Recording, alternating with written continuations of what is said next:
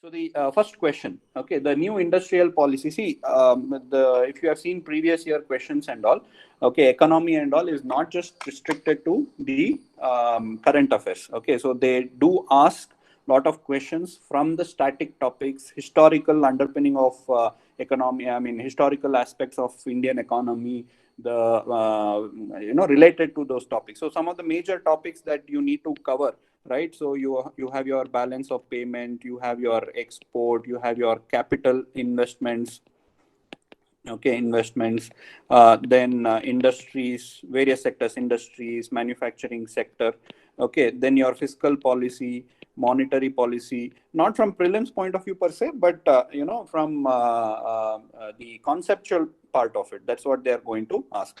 Okay, and most of the historical evolution of Indian economy, one or two questions they have always asked from that also. So don't just simply focus on current events related to economics. So there are around 10-15 topics relating to economy which you can cover from the history. So NC, I have given the sources, some of the sources which you can refer.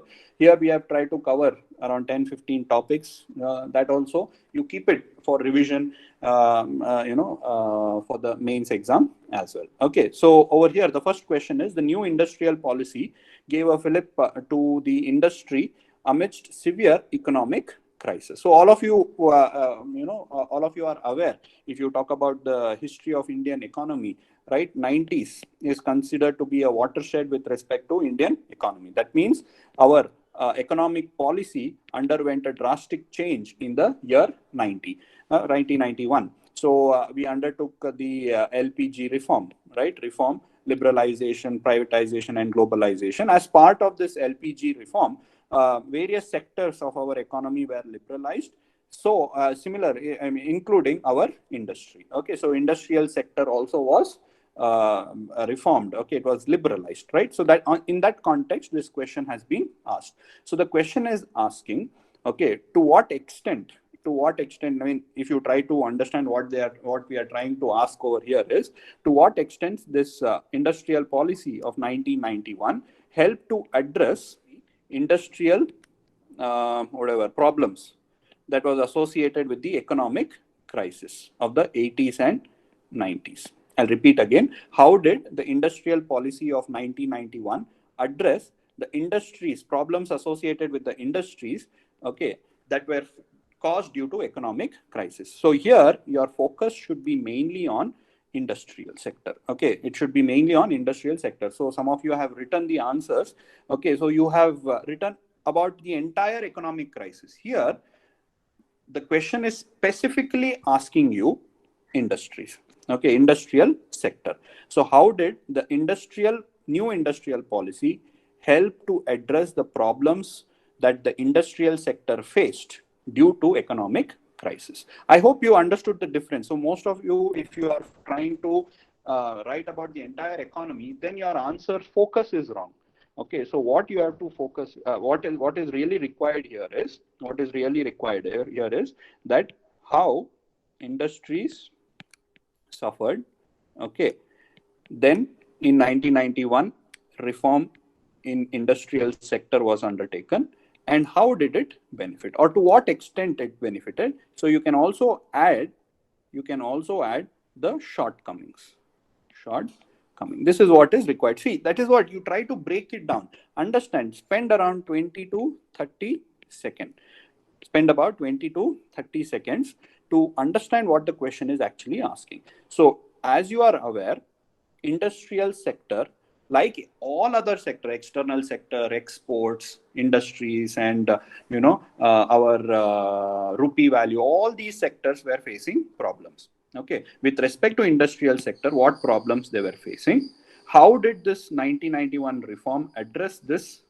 Okay, and what were the outcome of it and the shortcomings of it? This is what is required in your answer, right? So amidst severe economic crisis, so your introduction will be, what was the crisis?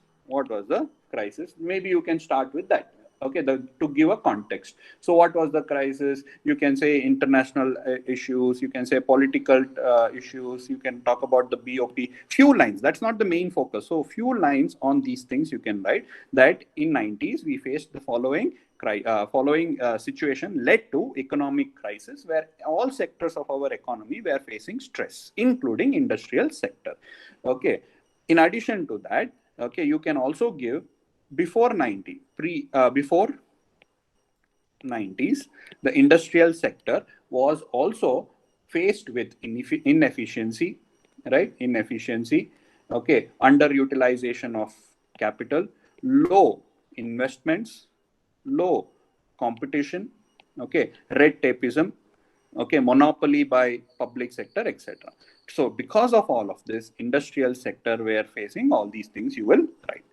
Then you will write a little bit about the features of industrial policy 1991. Okay, so you will write about the industrial policy, the salient features of that, few points you can write. Okay, and then, okay, so this will be 1, okay, this will be 2, this will be 3, and main focus will be your 4. That means what was the outcome? How did it benefit? So it gave a fillip towards the industrial sector. How did it help in, give a fillip? Okay, it increased efficiency, it increased competition, it brought in investments, it brought in new technology.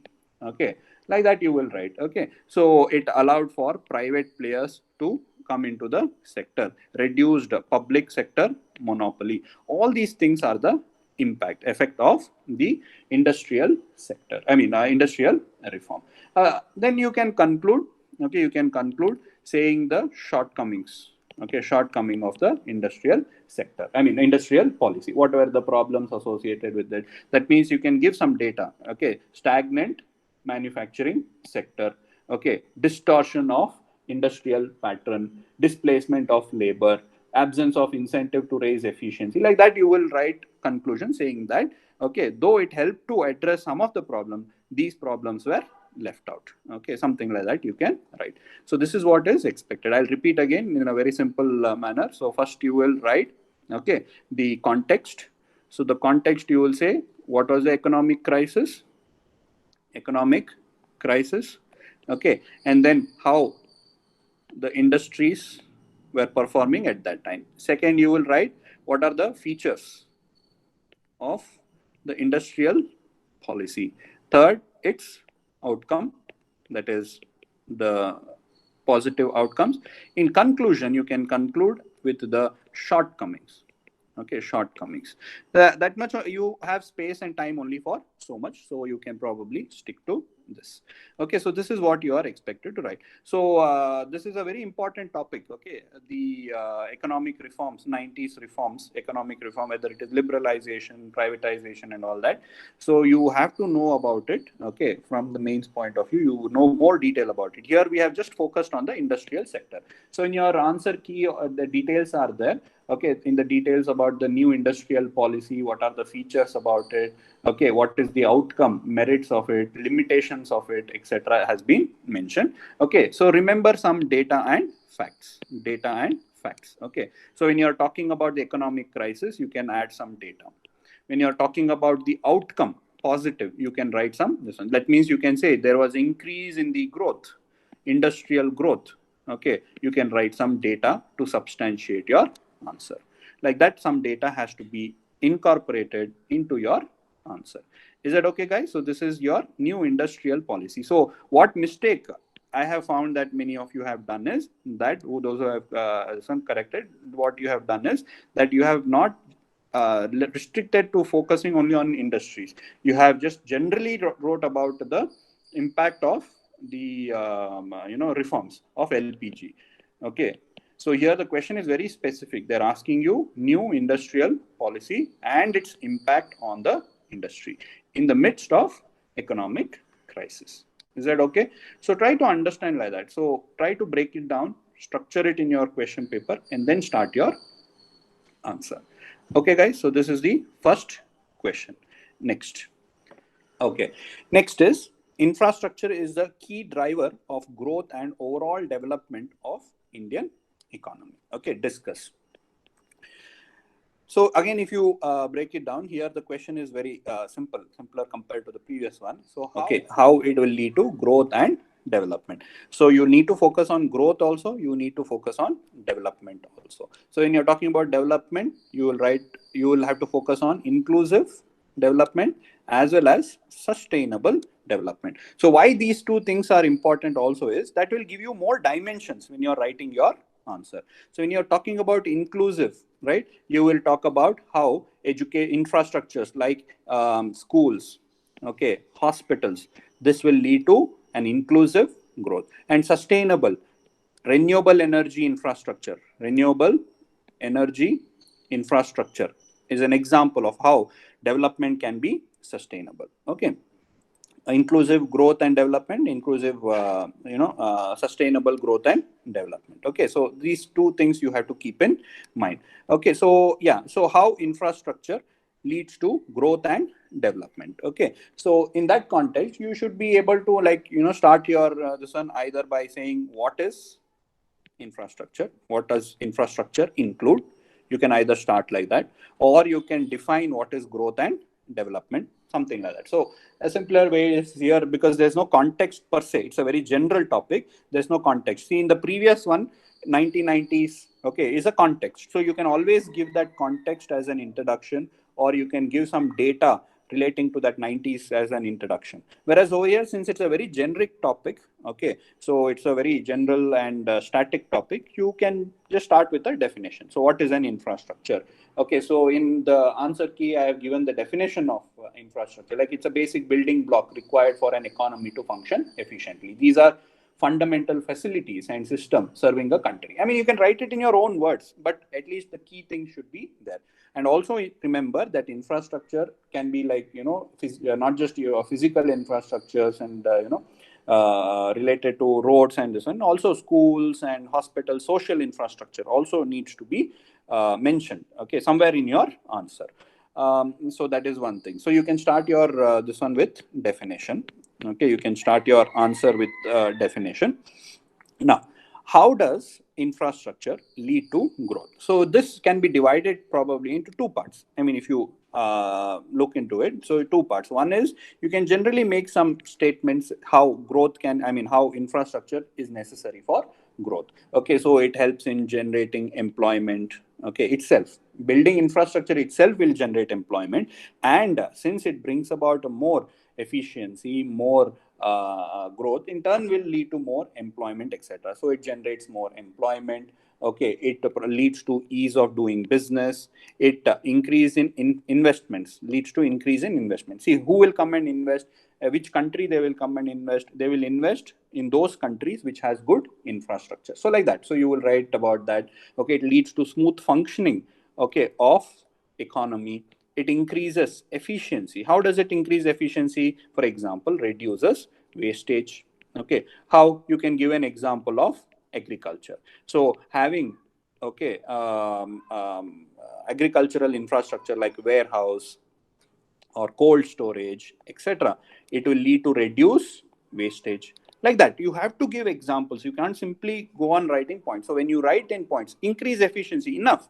You don't have to elaborate on that. You just write increase efficiency, arrow mark, because it reduces waste. You understood? That's how you write. You don't have to write big sentences. When you write big sentences, what will happen is you will fall short of time. So you will write first one, increase efficiency. Okay, how? By reducing wastage. This is how your statement will look. Then you will write example, agriculture, okay, perishable goods can be transported using cold cold wagons, I mean cold wagons in railways.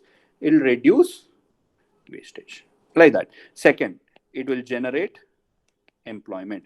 That's all. You just stick to those words. Don't have to write big sentences. Easy for the examiner to evaluate also, easy for you to write also. So you can write more points. If the examiner sees 1, 2, 3, 4, 5, 6, like this, many points, it gives an impression, oh, this person has written a lot also. Okay, so it has added benefit like that. Okay, so you make sure that you write these things like this, okay, in simple sentences, 1 or 2 words, and finish it off. Don't have to write, okay, infrastructure is very, very important for us to bring about more efficiency into the economy. Like that, don't write. Write it very simple, increase efficiency. Everybody can understand this. Okay, so like this in points 1, 2, 3 you can write. So general, then you can take a few sectors, okay, a few sector as an example, or you can add it within that. So it will lead to sustainable growth. For example, investing in renewable energy like solar panels will reduce demand for what? Demand for fossil fuel. So reduces import. Okay, increase savings, more savings, more investment, like that. So this is how you are able to write. Correct. Now I hope this question is not that difficult.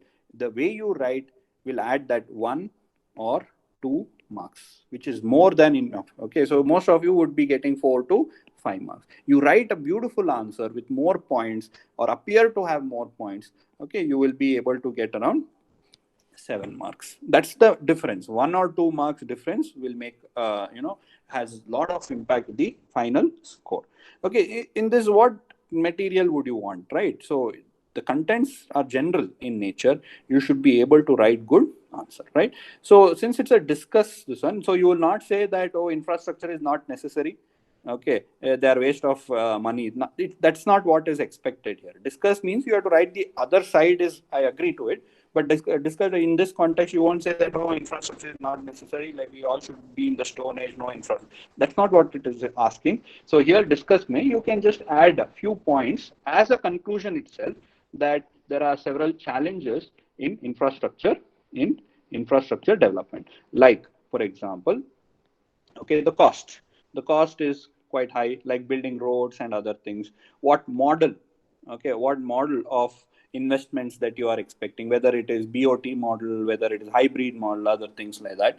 Okay, then about the environmental issues, right? If you don't build roads, environmentally sensitive roads, or you're building cutting down trees, etc., so therefore more sustainable infrastructure projects is necessary. Then it can be like regional imbalance can lead, if you don't plan it properly, there can be regional imbalance, because infrastructure, if it is concentrated in only one area of the country, then it will lead to regional imbalance. So these challenges needs to be addressed. If it is so, then it will lead to an inclusive and sustainable growth and development. That will be a part of your conclusion, as well as the addressing the demand of the question.